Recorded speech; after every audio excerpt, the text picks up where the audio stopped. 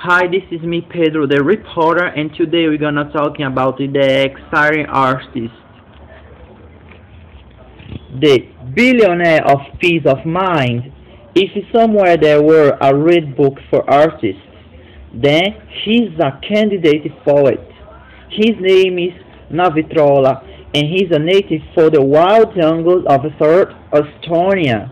He is easily recognized by his clear and happy laugh, but even more easily by his naive paintings full of fantastic landscape and absurd animals.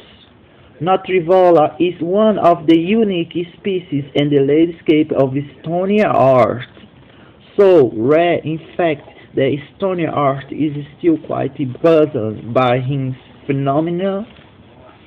Can one artist ask for more? Let's ask the artist. This is my first question for the artist.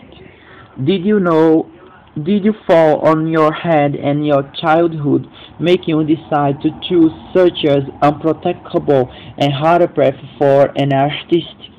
That's what he answered. It is clear that I did not choose it very consciously. My roots belong to the South Estonian society, which is a pretty small tribe. These are the people who have their feet on the ground and who worry mostly about the simple and basic things. That work would not like kill you, but you'd still have enough money. That your wife would be great and not too lazy, and the husband would not drink too much. These are the values that must be in a balance in the society. When I was a little boy, my relative always asked, "So, tell us, what would you be?" And I always answer, "I'm gonna draw." Then I always admired, "Oh, what a nice boy, not drinking, smoking, but drawing. That's a good thing.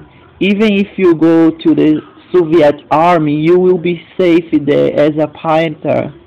But years later, in my 20s, when I was meeting my relatives again, I usually at someone else's wedding or funeral, they would ask me, "So, how have you been? What are you doing?" To their great surprise, I always answered that I was still painting. Instead of being happy for me, they asked, "Yeah, well, but do you do anything, work or something like that?" It even got to the point that once my father asked my mother what he's doing there in the city, what he's living off. Is he stealing or something?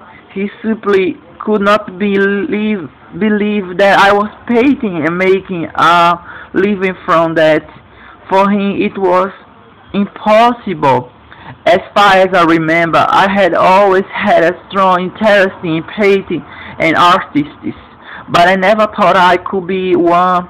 I remember myself looking at the art books or reading biographies of famous artists and thinking, wow, this is something. I probably felt a bit like the person who has shaken hands with the president and will not washing his hand after that. I had too much respecting for this title.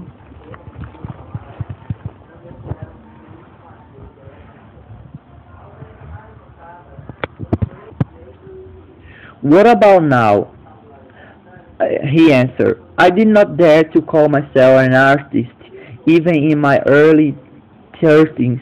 Several years ago, I met one real blue blood artist, Crot and friends, the kind of person who owned many huge castles, but gave them away just